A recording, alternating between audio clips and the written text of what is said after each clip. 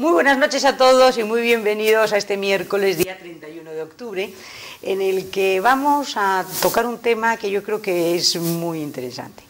Es interesante porque yo creo que si Ferrol se caracteriza por algo es porque le damos muy poca importancia a las personas relevantes de la ciudad, muy poca importancia a los acontecimientos que han sido decisivos, no solo para la ciudad, sino para Galicia y para España.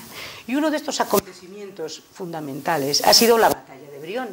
Pero cuando hablamos de Brión, normalmente en lo que es un poco la calle, pues se suele ironizar con que, pero como que había cerca de 100 y pico barcos, pero ni de broma, pero qué disparate, pero esto pasaban por aquí, se iban a África, resulta que aquí tocaron, miraron y se marcharon.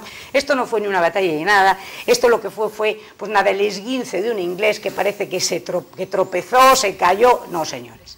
Es mucho más que el esguince de un inglés y es una batalla que gracias a ella precisamente yo creo que se pudo contener a la furia inglesa en un momento importantísimo y decisivo. Unos años más tarde, 5 años después, desgraciadamente, perdíamos todo nuestro poderío en Trafalgar, pero eso fue otra historia. Ahora vamos a hablar de esa batalla y de ese momento con dos tertulianos de excepción. Con Juan Granados. Juan, muy buenas noches. Muy buenas noches, Muchísimas Pepa. Gracias por estar aquí. Yo encantado, como siempre, ya sabes, estoy como en casa aquí. Muchas gracias. Y Luis Gorrochategui. Hola, Luis, Pepa. ¿qué tal? Buenas noches. Bueno, ¿cómo os ha ido? Porque yo sé que este verano, tanto el uno como el otro, me vais a contar. Habéis hecho, pero bueno, primero estáis trabajando, tenéis nuevos libros entre manos.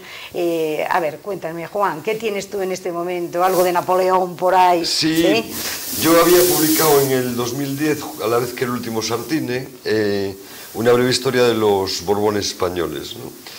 Y la misma editorial, Nautilus, que es la que me encarga estas cosas de difusión histórica, ¿no? De divulgación, básicamente, pues me había encargado una breve historia de Napoleón Bonaparte, ¿no? Y eso lo acabo de entregar pues hace escasamente 10 días, ¿no? Y vamos, ahora ya está volando, o sea que hay que empezar con cosas nuevas, que ya tenemos en la faltriquera más o menos, ¿no? Y tus Borbones traducido al checoslovaco. Bueno, tiene mucha gracia, ¿verdad? Sí. Sí. Eso está muy bien. Sí. Al checo. Al checo, sí. Al checo. O sea que los checos parece que tienen cierto interés en la Casa Borbón, ¿no? Me llamó la atención, la verdad, sí. Tú eres profesor de historia y eres inspector de educación. Sí, ahora estaba destinado en Ferrol hasta el curso pasado, este año me han dado una comisión de servicios en Coruña, pero bueno, yo sigo viniendo por Ferrol siempre que tengo ocasión. Pero estás afincado en La Coruña. Ahora mismo sí, sí. Y Luis, ¿cómo va la contraarmada? Ese libro fabuloso que está poniendo en jaque a los ingleses, que los está poniendo muy nerviosos, porque se están encontrando con que alguien ha descubierto lo que allí pasó, y ese alguien eres tú. Hombre, sí, la verdad es que está muy oculta la historia de España, ocultísima. El episodio de la contraarmada lo estaba, igual que la batalla de Brión, también lo está. Y bueno, contraarmada la verdad es que está funcionando de maravilla. Se sigue vendiendo. Lo estoy traduciendo al inglés. Espero tener la traducción lista pues para el próximo año, para invierno, primavera. Y mi idea es lanzarlo durante el 2013, porque la clave del asunto es dárselo en inglés a los anglófonos, porque ya sabes que no saben otros idiomas. Y les conviene, pero bueno, yo les hago el favor, yo lo traduzco y se lo paso. Creo que puede interesar también en Norteamérica, porque explica, la catástrofe de la contraarmada explica la pervivencia definitiva de la cultura hispánica en América, dato totalmente relevante para el norteamericano, ya que hay, pues no sé cuántos, 50 millones de hispanos ya viviendo en Estados Unidos, y va creciendo. Nada, estoy muy contento con la aceptación que ha tenido en España el libro. La verdad es que se está vendiendo. Se está vendiendo muy bien, que es muy difícil, ¿verdad?, hoy en día que un libro se venda, porque es que con la crisis que tenemos, te cuento. Bueno, ¿y qué os parece a vosotros lo que he dicho yo al principio? O sea, la batalla de Brión, la gente, ¿es una exageración cuando cuenta lo que cuenta? ¿O era un esguince? ¿O es un disparate que se le reste la importancia que la batalla tuvo? ¿A vosotros qué os parece? ¿Qué significó la batalla de Brión? Hombre, la batalla de Brión tiene muchos significados. La batalla de Brión significó la pervivencia definitiva de Ferrol. es increíble que se pretenda minimizar este hecho de armas. No me lo creo. Bueno, viviendo en España, sabemos que España está para ir a un diván de psicoanalista, porque es una cosa rarísima. ¿Qué motivación puede haber para intentar ocultar el fulgurante hecho de armas de la batalla de Brión? ¿Qué ocurrió en 1800? Estamos inmersos en una feroz guerra, están las dos grandes potencias, Francia e Inglaterra, en su refriega, y España, que en ese momento tiene un peso importante, muy importante todavía, coaligada con Francia, pues hace que la balanza vaya en contra de Inglaterra. Inglaterra lo que tiene, como sabemos todos, es una potentísima marina, pero las marinas no están diseñadas para dominar el mar. El mar en sí mismo es un medio salino en el que no pueden vivir los seres humanos. Las marinas están diseñadas para atacar y tomar plazas terrestres. Y los ingleses sabían que la gran plaza terrestre del Atlántico franco-español, del Atlántico enemigo, era Ferrol. Y lanzan un formidable ataque contra Ferrol. Es el segundo ataque más grande de la historia del Golfo Ártabro. Solamente fue más grande la flota lanzada contra La Coruña en 1589, la llamada contraarmada, que de eso va el libro. La contraarmada era ligeramente más grande, pero ligeramente más grande, compuesta por barcos del siglo XVI, evidentemente menor porte, claro. Sí, muchos más barcos y de menor porte y mucha menos potencia artillera. La flota de Warren es, en términos objetivos, la más importante, con mucho, la más potente que ha caído jamás, ya no solo sobre Ferrol, sino sobre la costa española. Ha habido pocas flotas más grandes que hayan caído sobre la costa española. Es una gran flota, pero ¿es una gran flota que pasaba por aquí o es una gran flota que viene especialmente a tomar Ferrol? Hombre, Luis lo ha dicho muy bien. Ferrol era el tolón atlántico, realmente, ¿no?, para las fuerzas coaligadas franco-españolas. Por lo tanto, Ferrol desde siempre lo habían ambicionado los ingleses, desde aquella frase de Pitt de la muralla de plata, etcétera, que hemos hablado en otros programas, ¿no? Y por lo tanto era una base fortísima que les interesaba mucho controlar, porque controlar Ferrol era también evitar la salida de armada, la eventual salida de armadas hacia el Atlántico, y por lo tanto el Canal de la Mancha, ¿no? Es una plaza esencial, claro. Sí, ¿y cómo es posible que una plaza, porque también entonces deberían de estar en psicoanálisis, en el diván, también entonces, sí, porque esto es un mal con el que nos encontramos, ¿cómo es posible que una plaza tan extraordinaria estuviera tan mal protegida?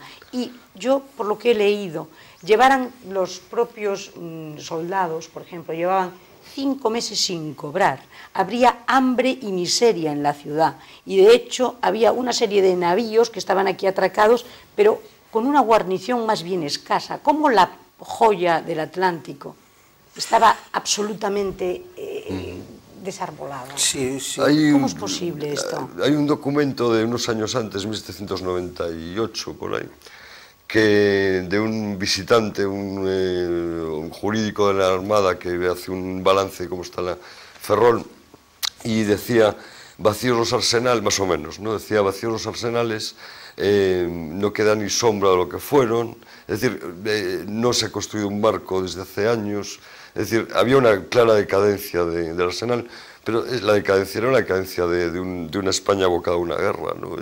La España finisecular no era la España de Carlos III, ya, evidentemente, era una España, una profundísima crisis económica, como esta, o peor, ¿no? Como esta o peor, por eso hemos estado en peores circunstancias que ahora, ¿no? Decía literalmente, aquí solo moran los espectros, me acuerdo perfectamente. Decía así. ¿Y esto está cuándo? O sea, como 1798, o sea, por ahí, un par de años antes. Un par de años antes, o sea, que la situación era se había parado la desoladora. construcción naval, quiero recordar que la última etapa fuerte fue en torno a los 1780, por ahí. Muchos de esos barcos llegaron muy bien a Trafalgar, precisamente, barcos extraordinarios, ¿no? y a partir de ahí hubo una clara decadencia por falta de numerario, como siempre, ¿no? Que los soldados no cobraran la soldada, Luis lo sabe perfectamente, que era casi lo habitual. Era lo lógico. Era lo habitual. Y estamos en la España de Carlos IV, con Godoy, no en 1800, cuando tiene lugar la batalla, Godoy ya no está, pero sí tiene un lugar el pacto de San Ildefonso 5 años antes, que es cuando Godoy, entonces primer ministro, ¿no?, del rey Carlos IV, o valido, sí. El valido, decide, pone España a disposición de Napoleón, totalmente. Sí. Su armada, su gente, sus bases, todo a disposición del francés. Sí, esa fue la gran derrota política. Trafalgar fue una derrota militar que nunca se hubiese producido sin esa previa derrota política. Gravina, Churruca, que no hubiesen presentado esa batalla jamás. Pero volviendo a 1800, sí, Pita había dicho lo de la muralla de plata, y España lo había hecho. Ferrol estaba protegida por una muralla de plata, la más formidable muralla de plata en forma de ría fortificada. Y lo que ocurrió en Ferrol en 1800 nos recuerda a lo que ha ocurrido en España muchas veces.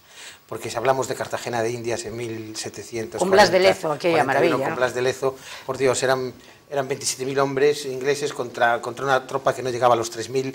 Y sin embargo, en tierra, España siempre ha suplido, y en mar también, siempre ha suplido esta falta de organización o de recursos, con después la bizarría, la increíble bizarría de las tropas una vez que comienza la refriega, y ese contagioso egoísmo característico de España. Eso ocurrió en Ferrol en 1800 y suplió todas las carencias que también ha retratado Juan. Warren venía con una orden muy precisa y muy importante, un objetivo fundamental, que era la destrucción del arsenal, la destrucción de la flota española que estuviese allí fondeada y la destrucción de Ferrol. Acabar con eso para Inglaterra era un paso de gigante en su lucha. Se hubiese quedado el Atlántico Norte completamente indefenso. Que no es precisamente un esguince eso. ¿Verdad que no? No claro. Es un esguince. Sí, y vino con esta flota, y me sorprende que se discuta el número de barcos, porque se sabe, eso no es un misterio como de la piedra de Rosetta, se sabe el número de barcos, el número de hombres, no es nada difícil saber. ¿15.000 hombres eran? Sí, 15.000 hombres de guerra. De guerra. 87 barcos de transporte, y en total 20 barcos de guerra, incluyendo navíos de 3 puentes. Era una flota descomunal en ese sentido. Era una flota diseñada para un ataque frontal a Ferrol y para pulverizar la plaza fuerte. Para eso estaba diseñada, y estaba muy bien diseñada. El asunto es que Ferrol aún conservaba su grandeza. Aún morando espectros en los antiguos baluartes, conservaba su grandeza, sobre todo vista desde fuera. Seguía siendo inexpugnable Ferrol. Los castillos... Por mar, desde luego. Los castillos de La Palma, Sin San duda. Felipe, San Martín, todos los lienzos artilleros que defienden el arsenal. Eso producía un efecto disuasorio que fue la primera gran victoria española aquel agosto del año 1800, porque los castillos y los lienzos artilleros, la primera función que tienen, como bien saben los hombres de armas, es su efecto disuasorio, y el efecto disuasorio funcionó como un reloj. Warren no se atrevió a entrar en Ferrol. Si hubiese sabido que en el castillo de San Felipe no había montado ni un cañón de artillería, lo cual verdaderamente es esperpéntico, prácticamente estaba desguarnecida la ría. Sí. Si hubiese sabido eso, aun con la cadena, hubiese entrado y se hubiese muerto de risa y hubiese entrado frontalmente, pero no lo sabía. Digamos que los espectros hicieron su papel, y esa fue la primera gran victoria, porque Warren desembarca, como sabemos, en Doniños, lo cual es peligrosísimo. Peligrosísimo en muchos sentidos. El primero y fundamental es que, como se levante un mar a temporalada... Pero de una hora para otra, ¿eh? Es peligrosísimo. Sí.